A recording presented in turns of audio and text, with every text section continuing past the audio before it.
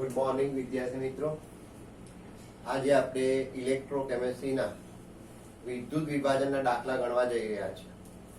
તો વિદ્યુત વિભાજનના ટેક્સ્ટ બુકમાં ટોટલ 8 જ દાખલા આપ્યા છે. 8 દાખલા. તો વિદ્યુત વિભાજનના આ 8 દાખલા તમારે ગણવું હોય તો તમને આટલા સૂત્રો ખબર હોવા જોઈએ. પહેલું, પસાર કરેલો વિદ્યુત જથ્થો Q બરાબર I ઇન્ટુ T. તો I એટલે વિદ્યુત પ્રવાહ એમ્પિયરમાં અને T સમય સેકન્ડમાં જ લેવાનો છે. આ ભૂલતા નહીં. મોટાભાગના વિદ્યાર્થીઓ આમાં લોચા મારે છે. સમય સેકન્ડમાં લેવાનો છે. ઓકે. ત્યારબાદ એક શોર્ટકટ સૂત્ર છે.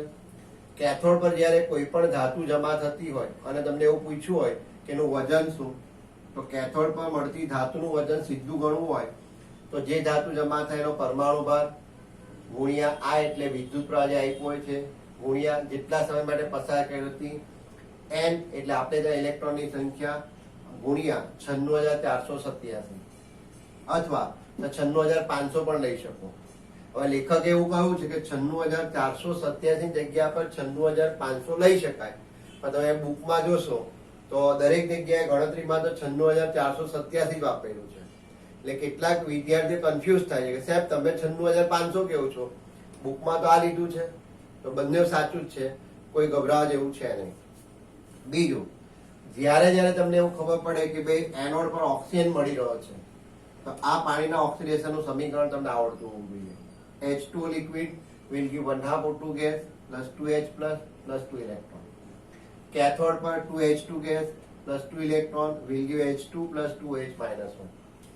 અને ખાસ વિદ્યુત વિભાજનનો ફેરાડેનો બીજો નિયમ તો તમને ખબર જ છે. ફેરાડેનો બીજો નિયમ કે જુદા જુદા વિદ્યુત વિભાજન ધરાવતા વિદ્યુત વિભાજન કોષોને શ્રેણીબદ્ધ જોડી દરેકને એક સરખો વિદ્યુત જથ્થો લાગુ પાડવામાં આવે તો વિદ્યુત રૂપમાં પ્રાપ્ત થતી નિપજનો જથ્થો એ તેના તુલ્ય ભારના સમપ્રમાણમાં હોય. તુલ્ય ભાર એટલે પરમાણ્વીય ભાર ભાગ્યા સંયોજકતા અથવા ઓક્સિડેશન આંકમાં જે ફેરફાર થાય છે તે. દાખલા તરીકે એલ્યુમિનિયમ હશે તો એ +3 વડે ભાગવાનું, કોપર હશે તો +2 વડે, ઓકે. Mg હશે તો Mg+2 હોય તો +2 વડે ભાગવાનું. આ રીતે, ઓકે. તો ટૂંકમાં આટલું તમને એક્ઝેક્ટલી આવડશે તો કોઈ વાંધો નહીં આવે. તો આ તમારા ઇલેક્ટ્રોકેમિસ્ટ્રીમાં વિદ્યુત વિભાજનના ટોટલ 8 દાખલા છે અને એના ગણવા માટે બસ આટલી વસ્તુ જરૂરી છે. આપણે છે ને દાખલા ગણી નાખીએ છીએ પણ એના માટેનું જે બેઝિક હોય એ નથી આપણે કરતા. બીજું, આપણે દાખલા ગણ્યા પછી એનું જે રિપીટેશન થવું જોઈએ એ પણ નથી કરતા. તો તમે આ દાખલા આ વિડીયો જોઈને ગણો, પછી પાછા 2 વાર હોમવર્કમાં ગણો અને પછી જાતે ગણો અથવા આના જેવા બીજા દાખલાની પ્રેક્ટિસ કરો. બરાબર છે. જો તમે પ્રેક્ટિસ કરશો ને મિત્રો તો તમારી ઝડપ આવે. કારણ કે હવે અહીંયા એવું છે કે પહેલા તો નહીં આવડે એનો પ્રોબ્લેમ હોય, પછી આવડે તો બીજો પ્રોબ્લેમ એ કે સમય મર્યાદામાં પૂરું થવું જોઈએ. પછી મને આવડે એવું ગીત ગાઓ તે નહીં ચાલે. કારણ કે આપણે બધું ટાઈમ લિમિટમાં કામ કરવાનું હોય છે. ઓકે. બોર્ડનું પેપર હોય, ગુજકેટ હોય કે નીટ હોય, સમય મર્યાદામાં કામ કરવાનું છે. અને ઝડપથી કામ ત્યારે જ થશે કે જ્યારે તમે આની વારંવાર પ્રેક્ટિસ કરી હોય. ઓકે. નહીં તો પછી તકલીફ પડે છે. ચાલો, તો હવે આપણે એક પછી એક દાખલા ગણવાની શરૂઆત કરી દઈએ છીએ. ચાલો, ટોટલ 8 દાખલા છે તો 8 દાખલાની હમણાં આપણે વાત કરી લઈએ છીએ.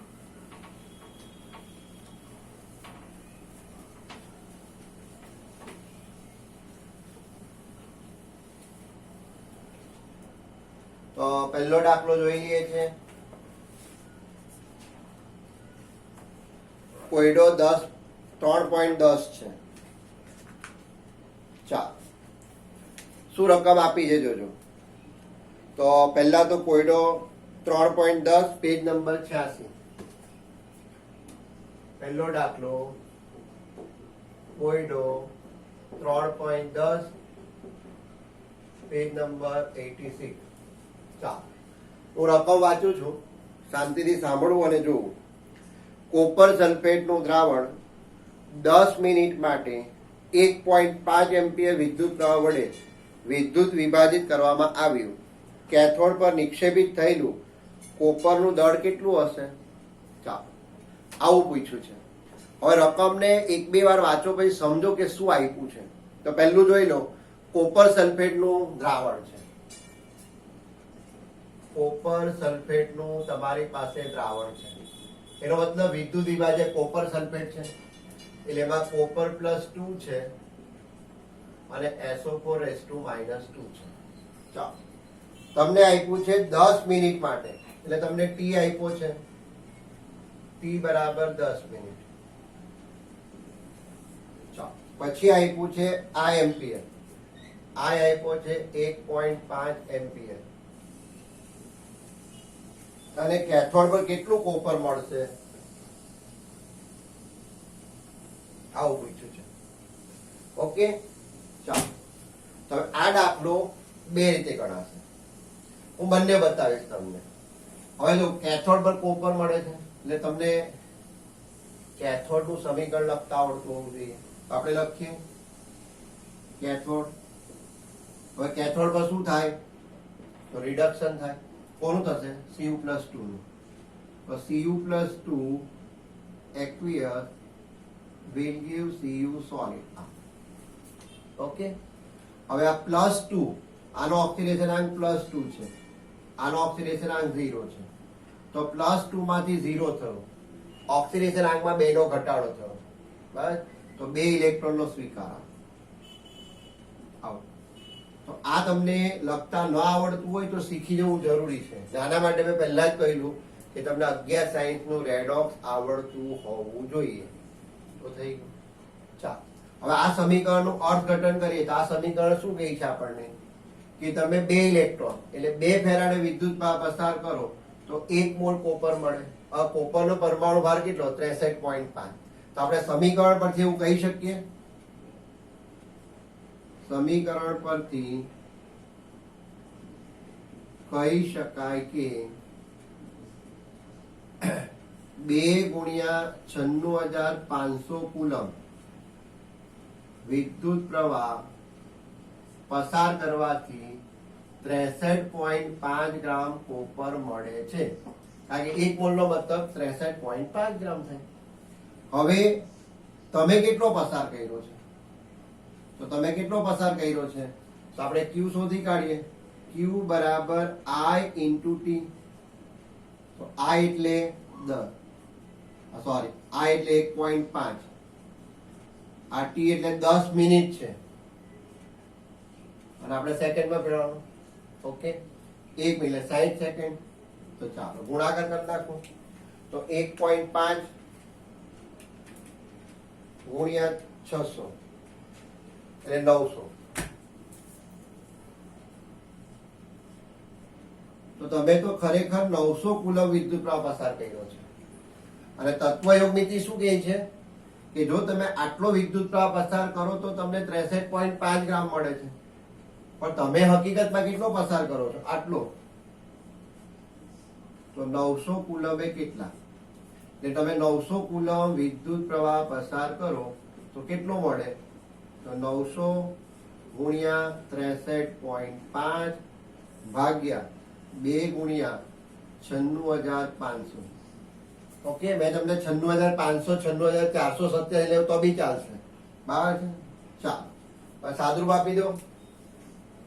તો 900 ગુણ્યા 63.5 ભાગ્યા 2 ભાગ્યા 96,500. તો તમારો જવાબ આવે છે 900 ગુણ્યા 63.5 ભાગ્યા 2 ભાગ્યા 96,500. તો તમારો જવાબ આવે છે 0.2961 ગ્રામ. આટલો તમને કોપર મળે. આટલો મળે. તમે જવાબ જોઈ લો તો એટલો જ છે. 29.2 ડિજિટ લઈ લો એટલો જ આવે છે. હા હવે આ જ દાખલો પેલું મેં શોર્ટકટ સૂત્ર આપ્યું એની મદદથી 1 સેકન્ડમાં થઈ જાય. કેવી રીતે? તો જોઈ લો બીજી રીત.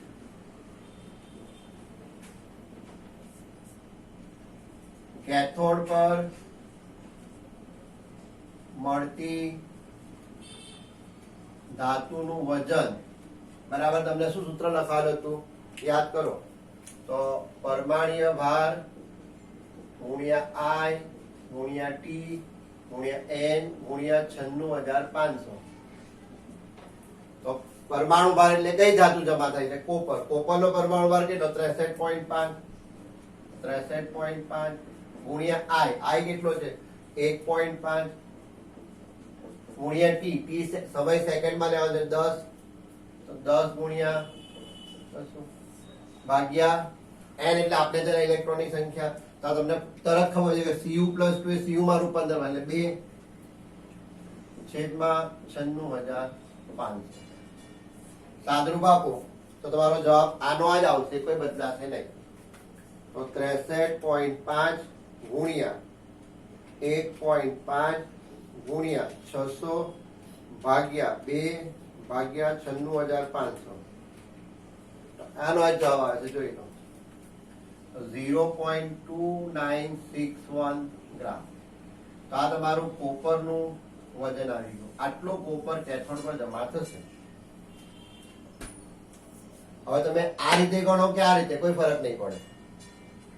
પણ મેં તમને અગાઉ પણ કહ્યું છે કે વિદ્યુત વિભાજનના દાખલા ગણવા હોય તો એનોડ અને કેથોડનું સમીકરણ તમને લખતા આવડતું હોવું જોઈએ. કારણ કે તો જ તમને આ તત્વયોગ નીતિ આવડશે, અને તત્વયોગ નીતિ આવડશે તો જ તમે આ વસ્તુનો યુઝ કરી શકો એમ છો. અને જૂની બુકની સરખામણીમાં તો આપણી બુકમાં બહુ સહેલા દાખલા આપ્યા છે, તદ્દન સહેલા. એટલે સૌથી સહેલા દાખલા આ થશે. ઓકે, તો તમારો પહેલો દાખલો પતી ગયો. ઓકે, ચાલો આગળ વધીએ.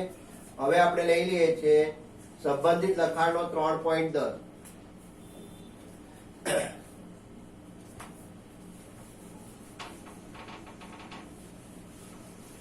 એક એક દાખલાને સમજો અને પછી તમે ગણજો. બરાબર છે? પેલા આખો વિડીયો શાંતિથી જોઈ લો. બરાબર? આખો વિડીયો શાંતિથી જોયા પછી બરાબર તમે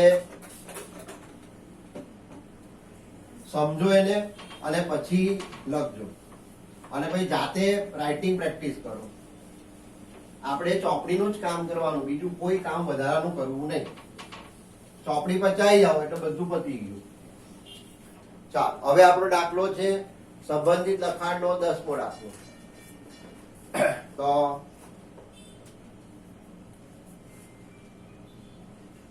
લખાણ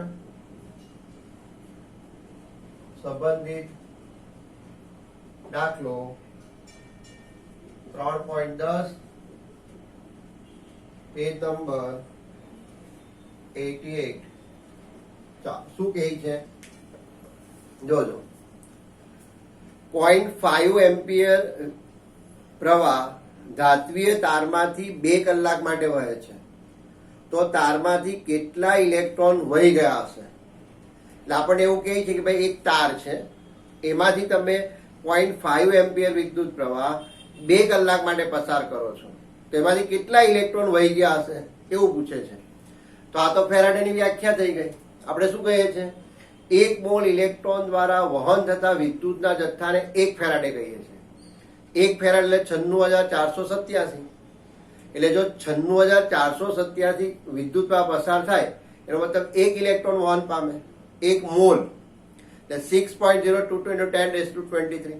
તો કઈ નથી કહેવાનું, તો એકદમ સિમ્પલ દાખલો છે. તો જો શું આપ્યું છે તમને? આ આપ્યો છે. I બરાબર 0.5 એમ્પિયર. તમને સમય આપ્યો છે 2 કલાક. તો 1 કલાક એટલે 3600 સેકન્ડ થાય. તો 2 ગુણ્યા 3600, 36 × 72, તો 7200 સેકન્ડ થઈ ગઈ. ચાલો, તમારો ટી આવી ગયો. તો આપણે ક્યુ શોધી કાઢીએ.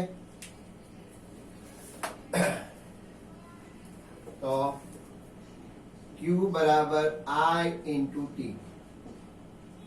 તો I એટલે 0.5 અને T એટલે 7200. બસ સાદરૂપ આપીએ. 0.5 ગુણ્યા 7200, 3600 કુલમ થયો. ઓકે, તો આપણને ખબર જ છે 1 ફેરાડે એટલે કે 96,487 કુલમ હોય તો 1 મોલ ઇલેક્ટ્રોન હોય. 1 મોલ ઇલેક્ટ્રોન એટલે કે 6.022 into 10⁻23 ઇલેક્ટ્રોન. એટલે આપણે કહી શકીએ કે જો 96,487 કુલમ વિદ્યુત પ્રવાહ પસાર થાય તો 6.022 into 10⁻23 ઇલેક્ટ્રોન પસાર થાય. તો આપણે કેટલો પસાર કર્યો છે? આટલો. તો 3600 કુલમ એ કેટલો? તો 3600 ગુણ્યા 6.022 into 10⁻23 ભાગ્યા 96,487 થઈ ગયો. સાદું આપી દો તો 3600 ગુણ્યા 6.022 ભાગ્યા 96,487 તો 0.2246 પછી 8 છે એટલે 7 કરી દઈએ ગુણ્યા 10⁻23. અને વૈજ્ઞાનિક અંક પદ્ધતિમાં ફેરવીએ તો 2.247. અને દશાંશ ચિહ્ન ક્યાં કહીશું છે? જમણી બાજુ. જમણી બાજુ જેટલા સ્થળ થશે એટલા માઇનસ થાય એટલે 10⁻22. આટલા ઇલેક્ટ્રોન પસાર થયા હશે. આપણો જવાબ. ઓકે, જોઈ લઈએ. બસ એટલો જ જવાબ છે. જોઈ લો. એકદમ સાદા સિમ્પલ દાખલા. તો કશું કરવા નથી. જો અહીંયા વ્યાખ્યાનો યુઝ થયો છે તમને વ્યાખ્યા આવડતી હોવી જોઈએ. 1 ફેરાડેની વ્યાખ્યા. હવે તમને લોકોને એવું હોય અમને વ્યાખ્યા આવડે, પણ વ્યાખ્યાનો યુઝ કરતા આવડે છે, તમને વાપરતા આવડે જ્યારે જરૂર પડે ત્યારે. એ છે, જોઈ લો. સાદું સિમ્પલ છે. તો પેલા ક્યુ શોધી કાઢો. તો શોધી કાઢ્યો. હવે 1 ફેરાડેની વ્યાખ્યા શું?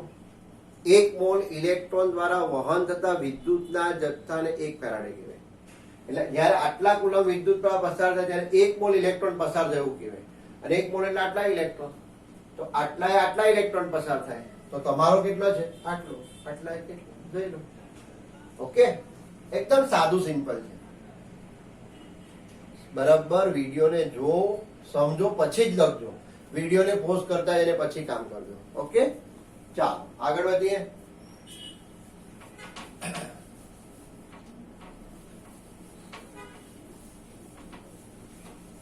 બે દાખલા થઈ ગયા. બરાબર છે. ચાલો હવે કયો દાખલો લઈ લઈએ? સંબંધિત લખાણનો 3.12. તો 3.12 આ તમારો ત્રીજો દાખલો છે. બસ ચાલો શું કહે છે જોઈ લઈએ.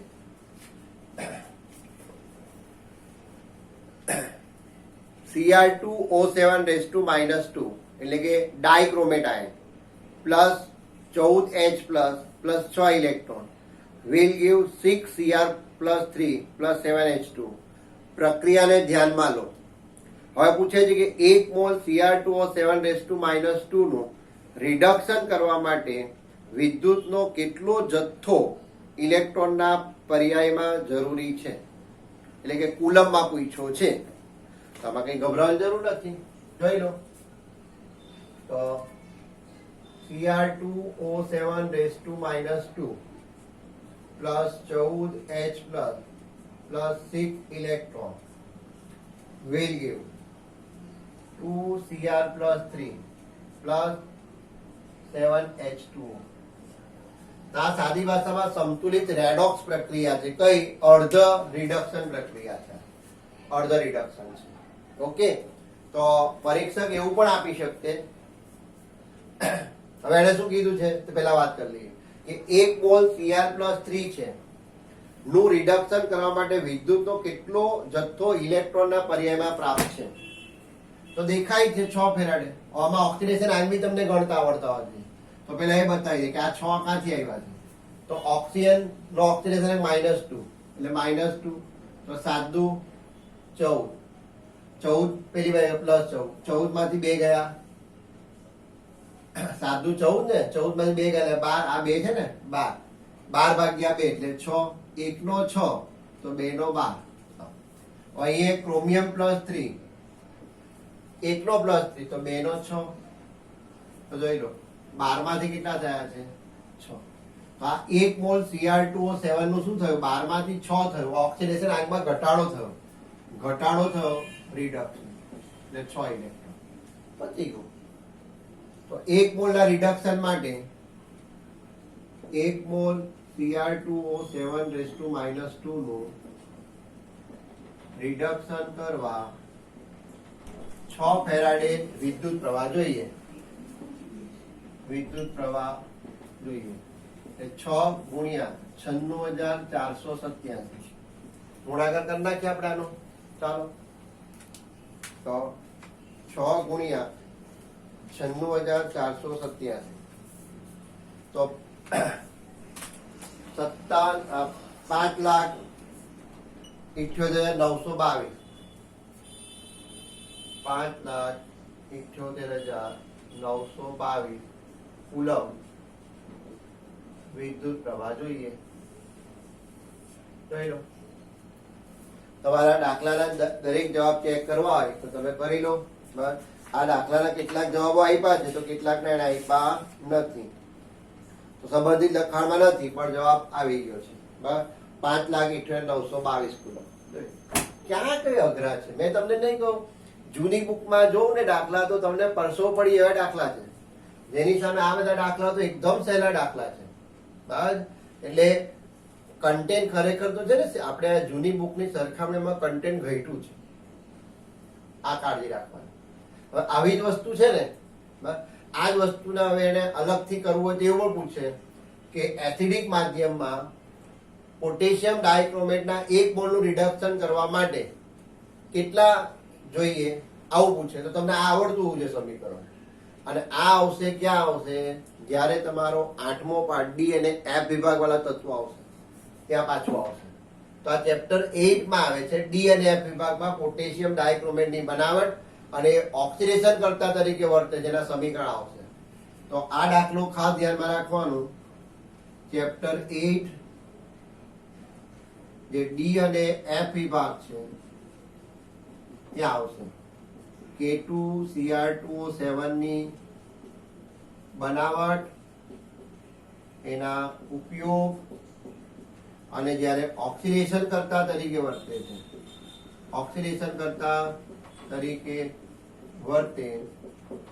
તેના સમીકરણ કરવા પડશે. તો આ કનેક્શન થઈ ગયું, આ કનેક્ટેડ છે. એટલે તમને આટલું જ આવડે એટલું પૂરતું નથી, હવે કે બીજું પણ પૂછી શકે. હવે આની જગ્યા પર એ પોટેશિયમ પરમેંગેટ પણ પૂછી શકે. એટલે ખાસ ધ્યાનમાં રાખજો. બસ 2 પાર્ટનું કનેક્શન થઈ ગયું, ત્રીજો પાર્ટ અને 8મા પાર્ટનું કનેક્શન થઈ ગયું, એટલે ભૂલતા નહીં. ચાલો આગળ વધીએ.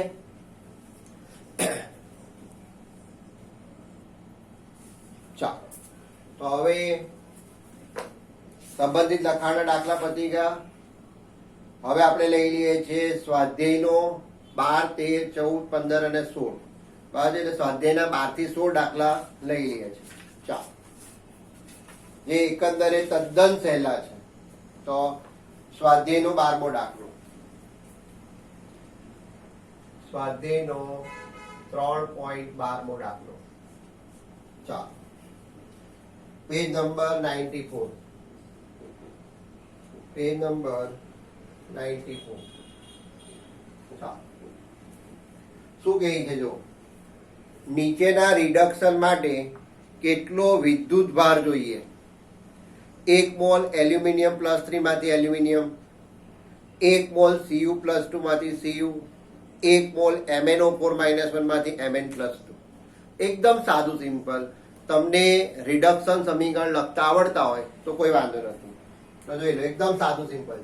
પહેલું તો ભાઈ 1 મોલ એલ્યુમિનિયમ પ્લસ માંથી એલ્યુમિનિયમ, તો કેથોડ પર શું લખાય? તો કેથોડ પર લખાય Al+3 aqueous will give aluminium solid.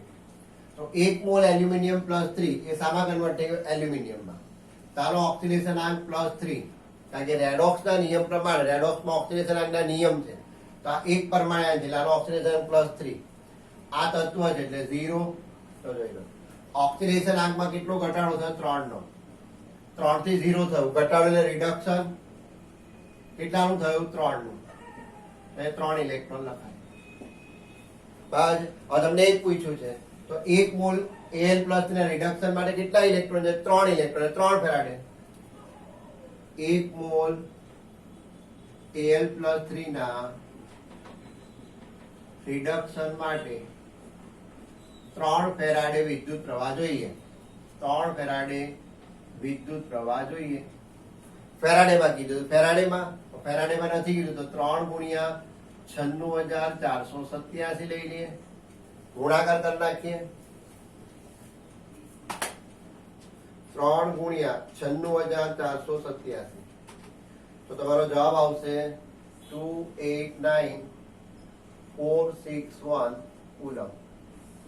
તમને કુલમમાં જોઈતો તો કુલમમાં, બાદ ફેરાડેમાં માંગ્યો હોય તો ફેરાડેમાં.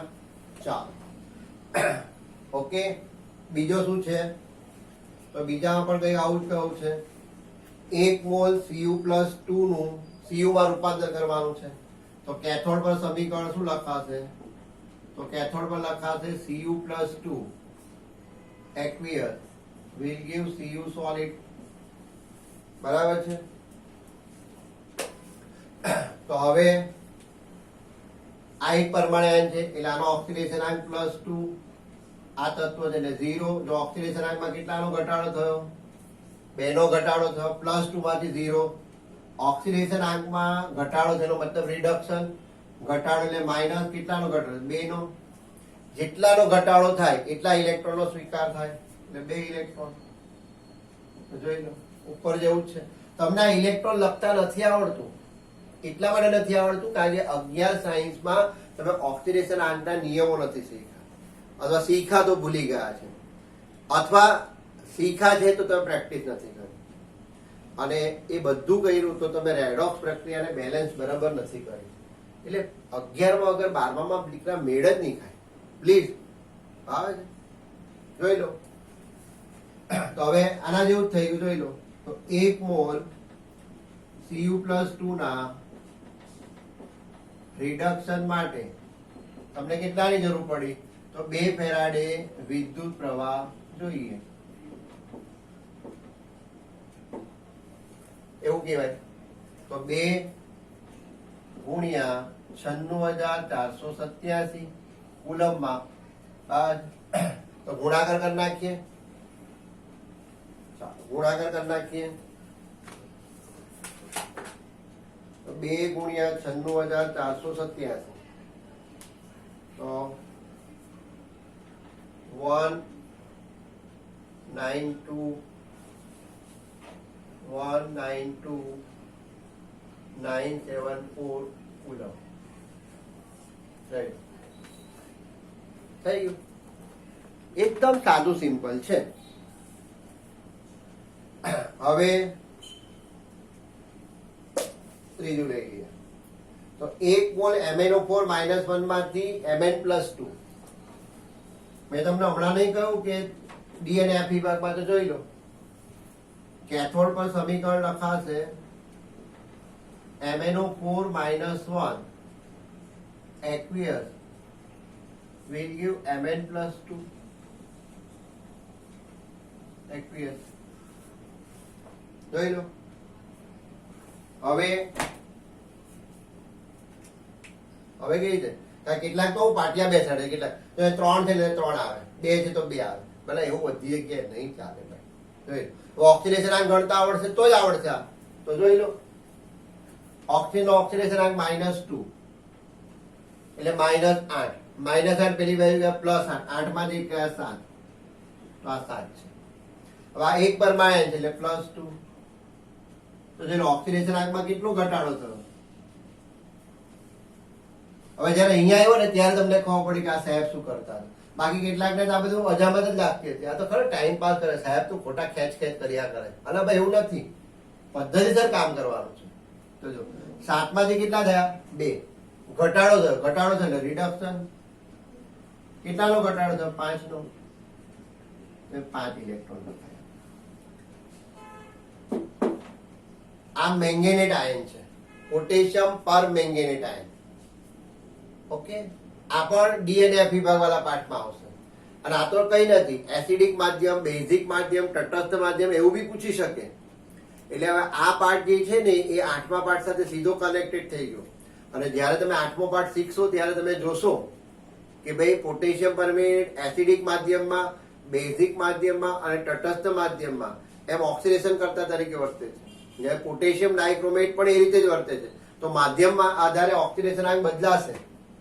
આ ધ્યાન રાખવું પડશે. ઓકે, અત્યારે આપણે વાત નથી કરી, ખાલી તમને હાઇલાઇટ આપી દીધી કે ભાઈ આવું આવશે. એટલે આ ડેન્જર થઈ ગયું. આ દાખલા હવે અહીં માધ્યમ આપી દેવામાં, એસિડિક બેઝિક એવું કરી દેવામાં આવે તો ભાઈ તમારે ગડબડ થઈ જશે. હા, એટલે કાળજી રાખજો. તો એકદમ અઘરા થઈ ગયા. એટલે 8મો પાર્ટ અને આ ત્રીજો પાર્ટ એ કનેક્ટેડ થઈ ગયો. હવે જોઈ લો, 1 મોલ MnO4 - 1 ના રિડક્શન માટે તો કેટલા ઇલેક્ટ્રોન છે? 5 ઇલેક્ટ્રોન. એટલે 5 ફેરાડે. 5 એટલે 5 ગુણ્યા 96,487 ગુણાકાર કરી નાખીએ. 5 ગુણ્યા 96,487 તો 4 8 2 4 3 5 કુલમ. 482 435 કુલમ. 482 435 કુલમ. જોઈ લો, આવી ગયું. એકદમ સિમ્પલ દાખલા છે, કશું કરવાનું નથી. પણ આ ક્યારે સ્વરૂપ અઘરું કરશે? જ્યારે તમારો 8મો પાર્ટ ચાલી જશે ત્યારે. જો ત્યારે તમને માધ્યમ આપી દેવામાં, એસિડિક માધ્યમ, બેઝિક માધ્યમ કે તટસ્થ, તો દીકરા ત્યારે તમારે બહુ કાળજી રાખવી પડશે. એટલે ખાસ કાળજી રાખજો. એટલે ફરી પાછું એ લખું છું, ચેપ્ટર 8 ડી અને એફ વિભાગ, KMnO4 ની બનાવટ, ઉપયોગ અને ઓક્સિડેશન કરતા ના સમીકરણ. આ કાળજી રાખવી પડશે, નહીં તો ભાઈ ગડબડ થઈ જશે. ઓકે, ધ્યાન રાખજો. કેમેસ્ટ્રીની આ જ ખૂબી છે. એટલે હવે આપણે એમ ખાણ ખાયા કે મને આવડે છે, મને આવડે છે, પણ પછી આ 8મા ચેપ્ટરમાંથી ખાલી માધ્યમ જ મૂકી દીધું, ના પથારી ફરી ગઈ. એટલે પ્લીઝ કાળજી રાખજો. ઓકે, ચાલો.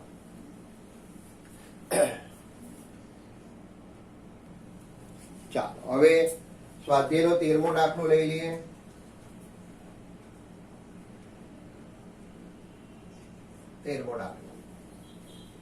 શું કહે છે?